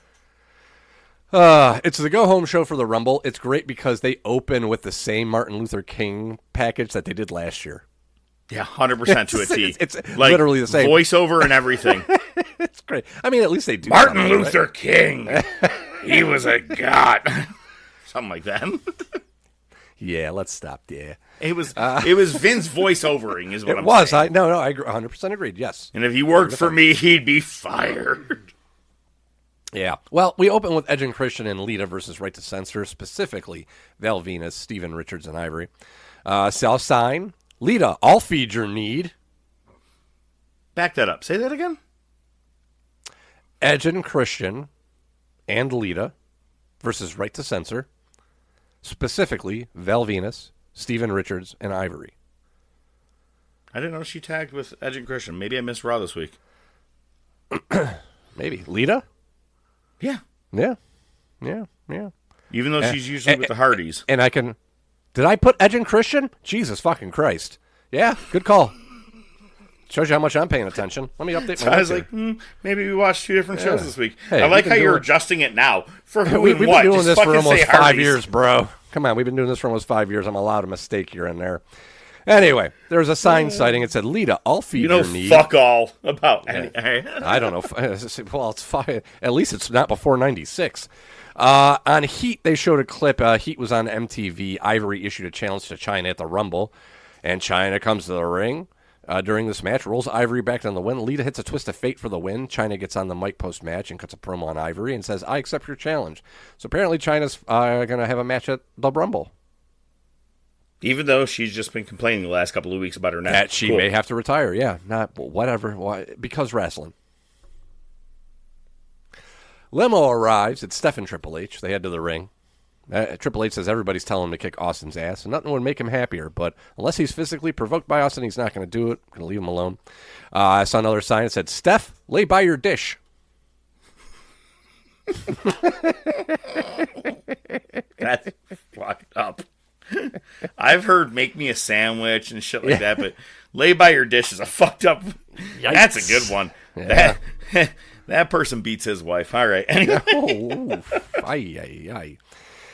Stephanie says Vince is 2,000 miles away, but he's going to maintain order anyway. Vince gets on the Tron, and he's decked out in XFL gear with an XFL background and an XFL football.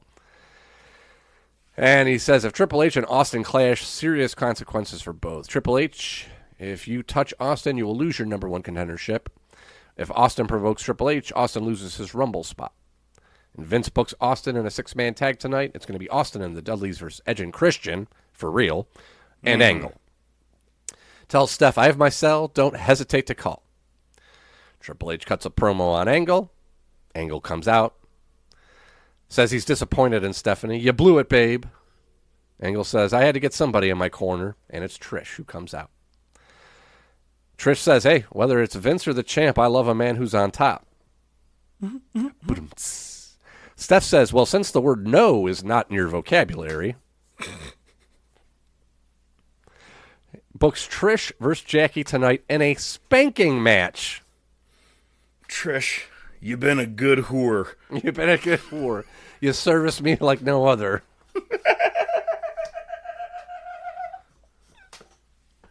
On SmackDown, Vince ran down Trish for being in Angle's corner, and Trish says, I've been bad and I need a spanking. You're forgiven. Yep. Door closes. Next, you get Test And versus I need to Raven. go get a fresh set of underwear. You too soon. I didn't shit. Yeah, you sure about that? You sure about that?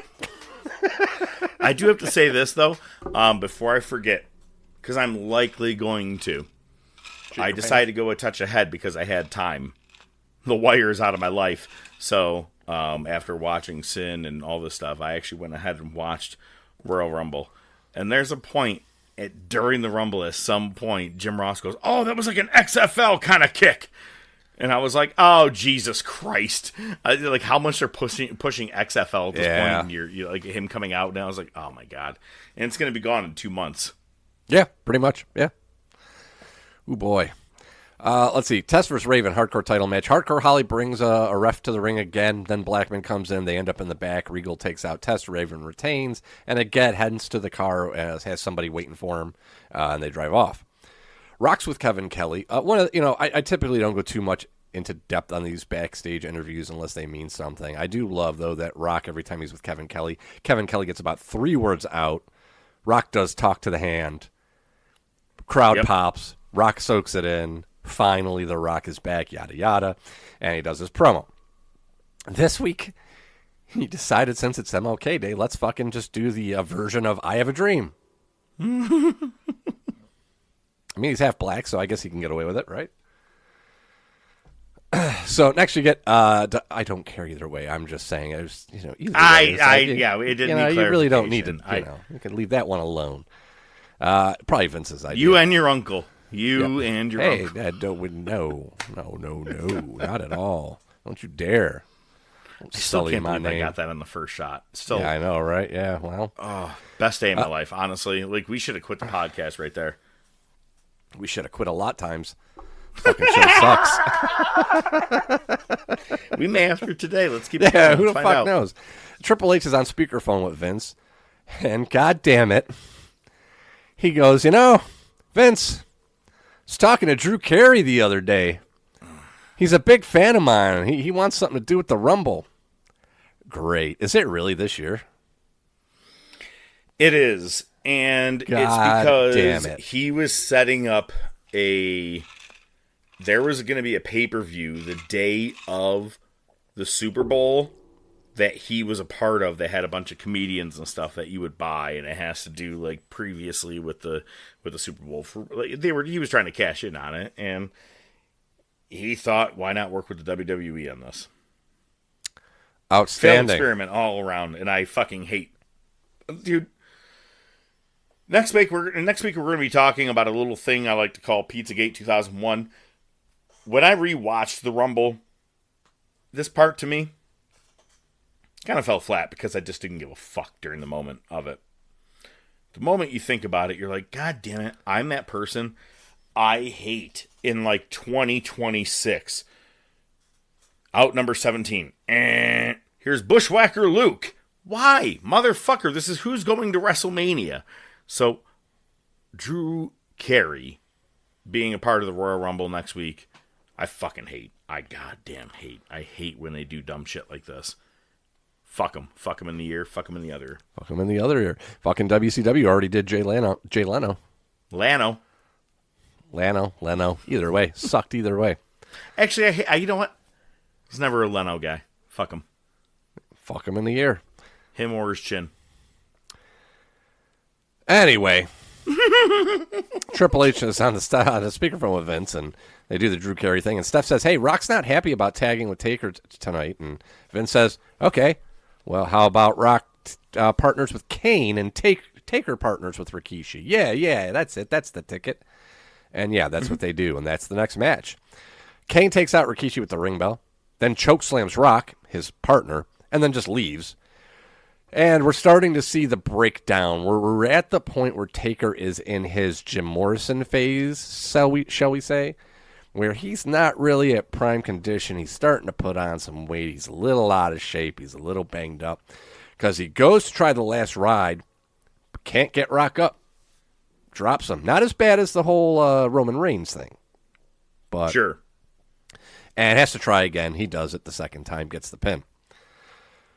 Benoit comes to the ring with a ladder, cuts a promo sitting on top of the ladder. It was great, though. He seemed very unsure of his balance when he got to the top because he climbs up the ladder, then he had to turn around so he could sit on it.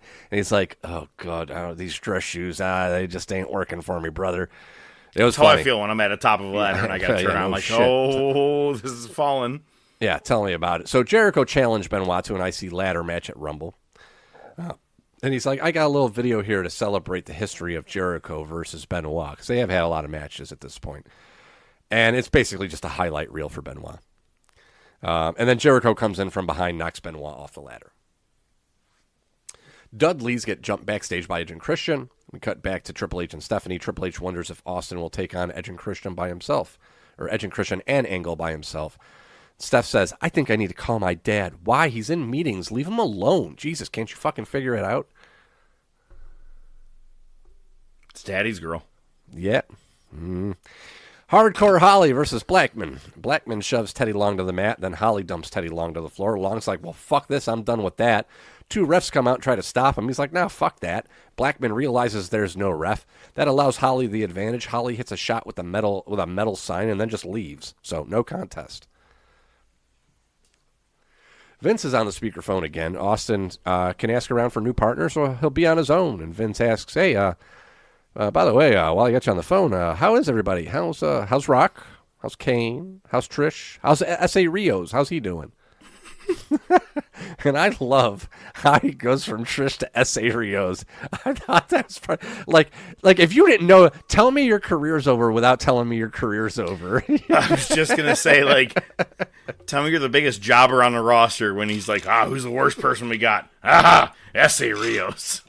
Yep, fucking hilarious. Stephanie obviously is not happy.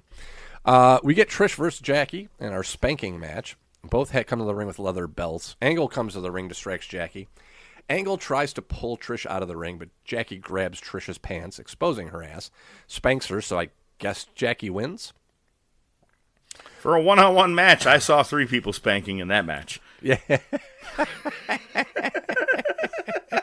Bam. Jerk it. Lawler is screaming for a replay. We come back from break. They show the replay. Lawler's out of breath, and JR goes, "Where have we been, King?" Lawler says, phone call. So make that 4.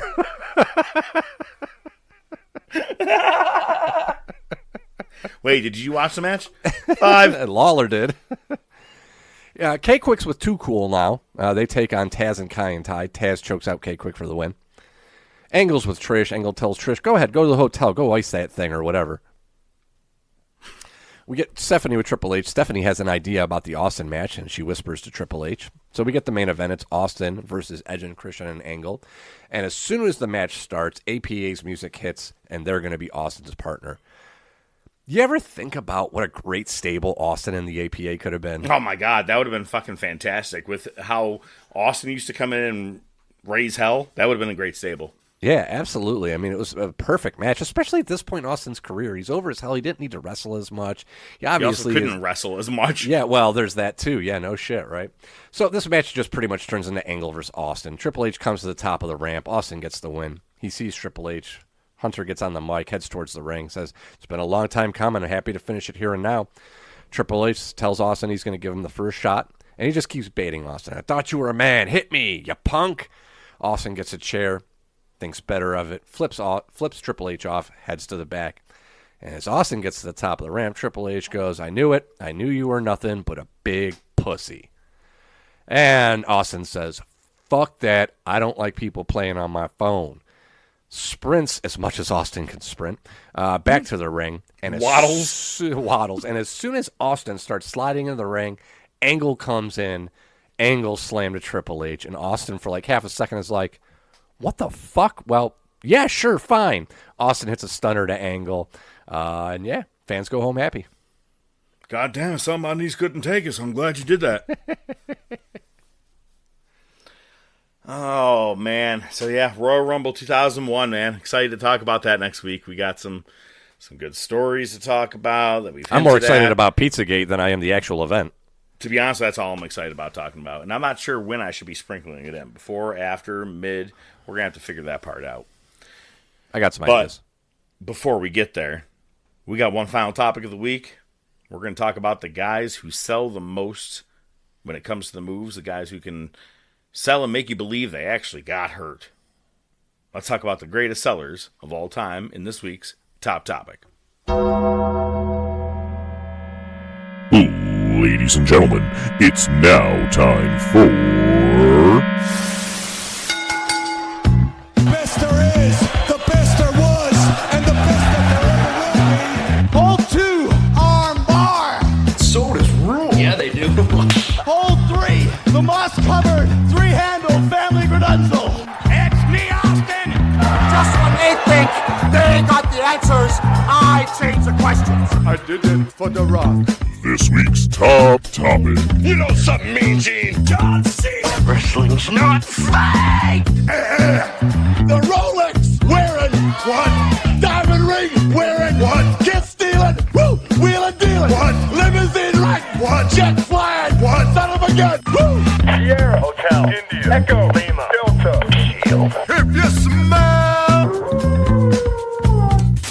following ranking order and final decisions are a completely bias-based order, based off The Professor and ODM made it. And as always, they like to let you know they have not worked in the business, but have been lifelong invested fans much like you, our listeners. With not only their opinions involved, but with countless amount of hours of research done each week, they make sure to provide proper facts and history to back it up. However, they do know that your opinion may vary from theirs. If there is anything you want to chat about, bring to their attention. If there is something they missed or forgot, or you just want to let them know they are out of their freaking minds, feel free to shoot them a message on Facebook or Twitter, or email them at thetopofwrestling@gmail.com. As always, they do appreciate all feedback and continued support. At the end of the day, they want to make sure that you do see the best of the best before you die. And now, this week's top topic. I'm drinking the Mountain Dew, but don't worry, I'm not brushing my teeth with root beer. Well, no, it's a good chaser after he had 6 airplane bottles. Fuck off, dude. Who the fuck counts past 5? Count these rocks. I babysit the same one the whole time, and you're like 1, 2, 3. No, 4. I only saw you take a sip twice, and that might have been like 1 bottle. So, but it was still Your fucking mother's funny. whore. Anyway, we're talking about the top sellers. Now, look, you actually said yourself to me you had 5 people when it comes to the best sellers. Actually, I said 7, and I was only fucking with you because I didn't expect you to ask. So if you notice, when I answered, I stutter stepped.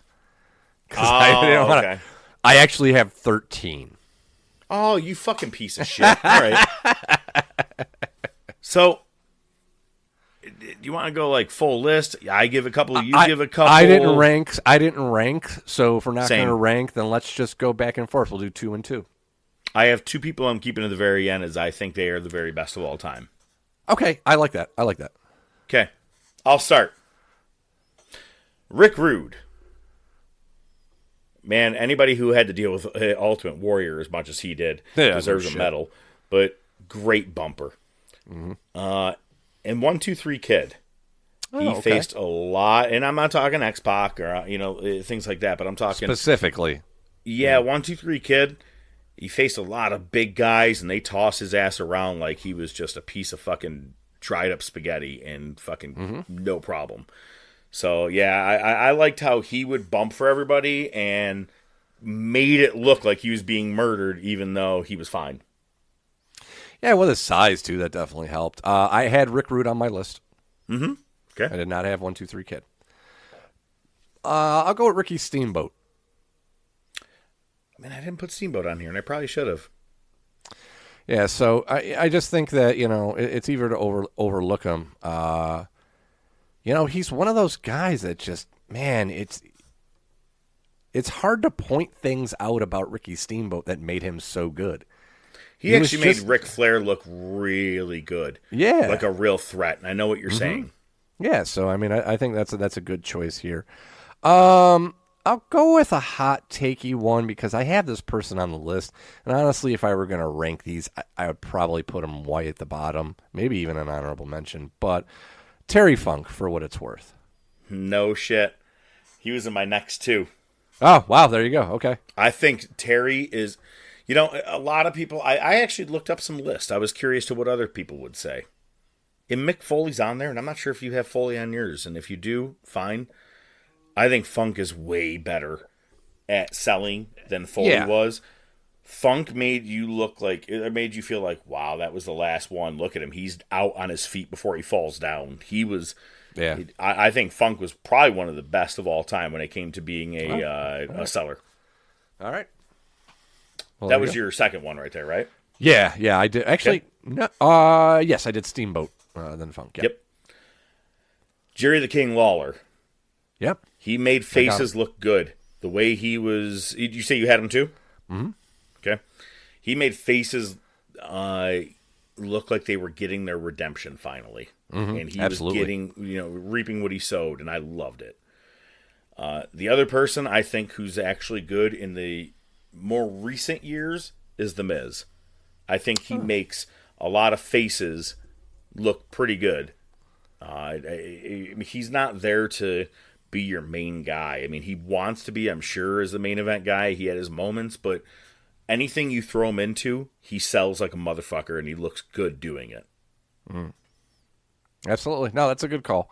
Thought about that one. Probably could have added him just so I could have gotten a 15, but yeah, not a bad call. I'm trying to pick ones that I know you're not going to pick. Well, fuck it. You know what? You already said it. I do have Foley on my list. And I agree with you. Is he better than Funk? Not by a long shot. But he's definitely inspired, and I think he kind of carried the same thing where it's hard to get him down, but, man, he really conveyed that to the crowd. I definitely think he was good at that. Well, and I'll give you it. I'm like, yeah, he just took a lot of big bumps, man. But also, there's those moments where he was thrown up against the outside steps and would hit it just right to make you look like, oh, my God, he broke his kneecaps. But he knew how to just kick it right and flip over it. He was a good seller. I'm not discontinuing that or discounting that. I think you're 100% right. Yeah, I feel like we're going to be in sync for a lot of these. Sure, so that's I'm fine. I'm going to go with this one. I'm going to go with DiBiase. Oh, motherfucker. I swear to God, if you can see my screen, he is legit the next name on my list. Yeah, DiBiase. and it goes way before WWF. Way before WWF. Mid-South, World Class. I forget. I think he was... AWA. I don't even remember. The NWA. We'll just go with that. I don't remember which territory. Oh, I said primarily AWA. in. I thought he was AWA. Was he? Okay, maybe. See, that's it's before 96. I have no clue. Possibly. But no, he's just a great seller. Yes. All right. So wait, is that 2 for you? That is 2 for me. Okay. My next 2 are just going to go hand in hand, man. Chris Benoit and Kurt Angle. They have high intensity when it came to everything they did in the match. The intensity of delivering a great, powerful move, but also taking one. Great example. I thought Benoit legitimately had his arm broken at WrestleMania 21 in the very first Money in the Bank ladder match. Edge hit him in the arm with the chair while he was at the top ready to grab the Money in the Bank briefcase. Hit him in the arm, and he fell down and screamed like someone would if their arm was broken. Wrestled the match next night on Raw. All right.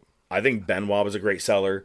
And Angle, much of the same. I think that he understood the business very well. He took to the business very quick, as we've been watching in the wars. And I think he was a great seller. Yeah, I've got Benoit on my list. Nice. So there's that. Oh boy, yeah, we're starting to line up. I'm gonna give 2 here. I feel like the rest of my list, maybe minus these next 2, are where we're gonna be in sync on 100%. Brian Danielson. Maybe not so much Brian Danielson post WWE. Okay, I can give you it. I mean, those were real concussions. He was really fucked up in the head. I'm just kidding. Well, I know that helps, though, man. He Sometimes really you could sell. He's a good seller. 100%. And this one might be as viewed as over the top, just based on certain matches. But I think ultimately, I think HBK was a good seller. He's on my list. Yeah. All right. There you go. Of course, yeah. Okay, everybody can talk about the overselling for the Hogan thing at SummerSlam. Right. I think it was a kick in the dick to Hogan for not wanting to return the favor. But nobody made it look better than Shawn. I mean, Jesus Christ, his shit in '97 with Taker, Bret Hart, the later years, even when he comes back in a couple of years, when we're not doing the wars at that time, but his stuff with Triple H, all that stuff, he came back and the dude can sell. He's good. He made you feel like his back was actually broken during even the later years when someone would do a power bomb. They're like, well, that's why he was out of business for so many years, and he looked like he could sell that shit. Yeah. I like HBK. There you go. My next 2 are Randy Savage and Jeff Hardy. Jeff Hardy, I mean, he does a lot of extreme shit, but when faced up against someone, he does some really good body selling. Like, he can get thrown like a rag doll and makes it look so good. Makes it look like, kind of like that. We make fun of that Enzo thing, right? Where he went under the top rope. And he said it's very Norman Smiley-like, is what Simon Gotch said, right? And he gave himself a concussion. Jeff Hardy did that kind of shit, and you're like, oh my God, he's fucking dead. But they were easy, simple moves to him. So I think he was good. Savage, watch him take bumps for Hogan, Warrior, any good guy. But even he would take some good bumps for fucking Hacksaw or Dusty. He knew how to take a hit and fall flat to the mat hard. I loved watching him take moves. Yep, I've got him on my list. And the thing is, that what I think works about Macho he doesn't really do the Hulk up. No. He'll mount a comeback, but when you Hulk up, you're beyond selling at that point, right? Sure. You're beyond selling. Macho really didn't do that. He would get hyped and he would mount a comeback, but he sold the shit. He sold the shit. I mean, he was a complete worker, man. Yeah, so that's why I had him on my list. I have 3 left, and I can almost guarantee you we have the same ones. Well, I have 1, 2, 3, 4 technically left. We already talked about HBK. I got 4 left. So I'm just going to name my 3 because I can almost guarantee you they're yours, and you'll have 1 left. How about this? Let me name 1 because I guarantee this one isn't on yours. All right, go ahead. I bet you we have the final 3 all the same. Okay. Bret Hart. I have Bret Hart. Oh, you do? Okay. I was going to say Bret Hart. Way to fuck that up. Well, I was going to say, all right, fine. But Bret Hart, just watch him take a turnbuckle hit. That's all you need to say. Oh, it's the best, yeah. All right, who are your other 2? My other 2 is Dolph Ziggler. Mm-hmm. And Kurt Hennig. Okay. Those are my final 2. The other one for me was Ric Flair. Yeah. I actually give him some credit because he did overselling, like the thing where like he's walking in the middle of the ring and then falls down. Yeah. But watch him get into like a submission move or something like that. He screams for his life, like he's actually in pain. Most guys are like, like they barely fucking move, but he screamed like, you're breaking my fucking leg. And he whined like that as a heel, which I like. So that's why I give him a seller. But between Ziggler and Hennig, I think 80s, 90s, no one was better than Hennig. Oh, but fuck. To be honest with you, after watching Ziggler, I think personally, I'd put Ziggler just a touch more in the lead than Kurt Hennig, only because Ziggler really makes it look like your head was taken off.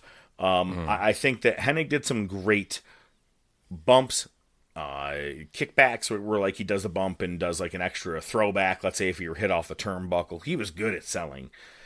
But Dolph Ziggler, I feel like he was just a touch more athletic at selling. Yeah, but it's also a product of the times. I mean, you could look at it this way. You could look at it this way as a lineage. You had Hennig, which gave way to HBK, which gave way to Ziggler. That's not wrong at all. You're 100% right. Actually, that's a perfect lineage, to be honest with you, in order. You're 100% right. And Ziggler did probably take the best of both. As HBK probably did from Hennig. In the selling from him. That's a good point. Good job. I'm glad we talked about this one. It's surprising that this is one that we've never actually talked about, is people who are the greater sellers. Right. It's funny because when we go through the wars, things like that, we're like, oh, there's no one better. And it's funny when I started getting into the list, and I was like, oh, DiBiase, oh, fucking Terry Funk. Like, you just start thinking about these people. You're like, these guys were great, because the first names are the final 2. For me, it was perfect in Ziggler, no matter what. I was like, they were the first 2 on my list. In a couple of weeks, or whenever we end up doing the worst names of all time, Bastion Booger's ready to go. It's the first fucking name. You know what I mean? Like, I'm ready. When we decided we were going to do top sellers, I had Hennig and Ziggler already there before I even closed the app. I'm like, let's write these guys down now. They're going to be in there. Dolph Ziggler. How about you? Do you know Dolph Ziggler? Dolph Ziggler. Vernon's brother. All right, well, we're not doing Better Call Saul, but next week we are talking about... Oh, man. The professor's talking about The Wire. Professor's listening. I'm going to do my best Omar next week. Do tell. As I can. Do tell. Oh, man. No, we're going to be talking The Wire next week. Again, we've kind of done it a couple of times already on this show, but next week, diving in deep. So if you have not watched the show, the good news, you don't have to finish our show next week because it'll be our final topic. But next week, we will be back. We're going to be talking upcoming matches for the Saturday night's main event. Who's going to make it into that final 4 to be the one to face Drew McIntyre? I'm calling Randy Orton. I think it's Randy Orton all the way into that. They just need a right face for that match. Good enough. Makes sense. From there, we're going to have more results. We are going to be talking next week Royal Rumble 2001 as well as Pizzagate 2001.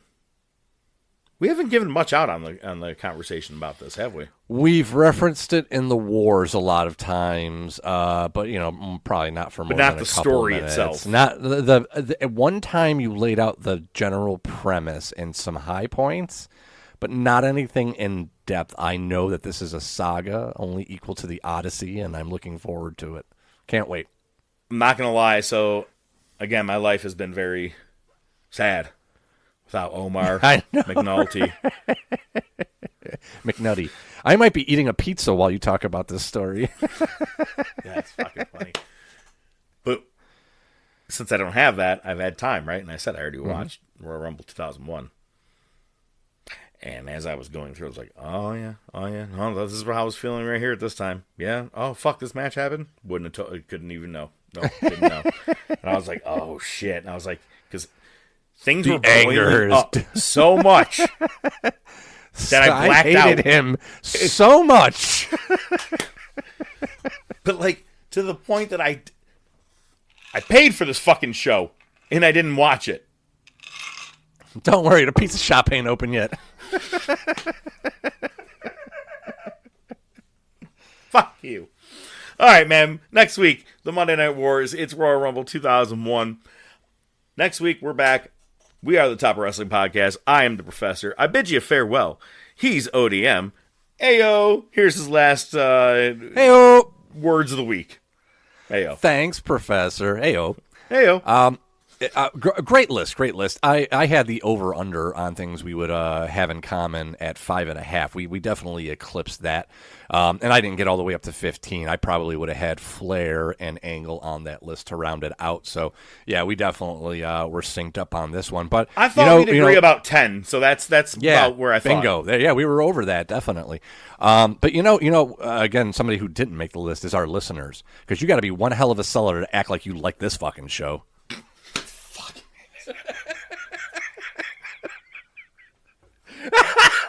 Drive him away. Put him in the cab, drive him away. The Top of Wrestling Podcast is brought to you by The Top of Wrestling Podcast. Your hosts are the Professor Mark Fantasia and ODM The Doc Joe Rizzo.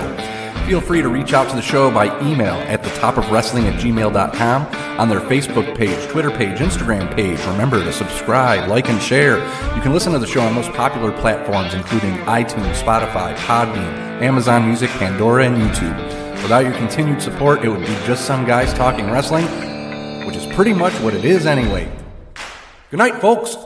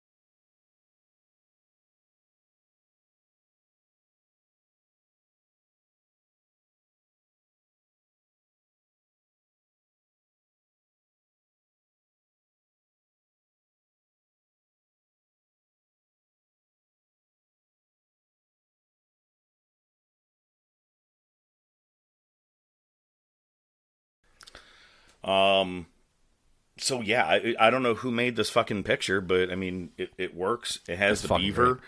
I think we're done. Sometimes simple is better, man, right? Yeah. Well, I just don't know if we should full-blown steal an entire logo or picture. It's okay if we incorporate it in, but fuck it, why not? We're not monetized. They can't sue us. Fuck them. Ooh, boom. Yeah. Sue me for what? Exactly. There you go. Put that picture on there just to make it different. Sue me for what? See? That shit writes itself. Hold on. I'm going to pull it up right now.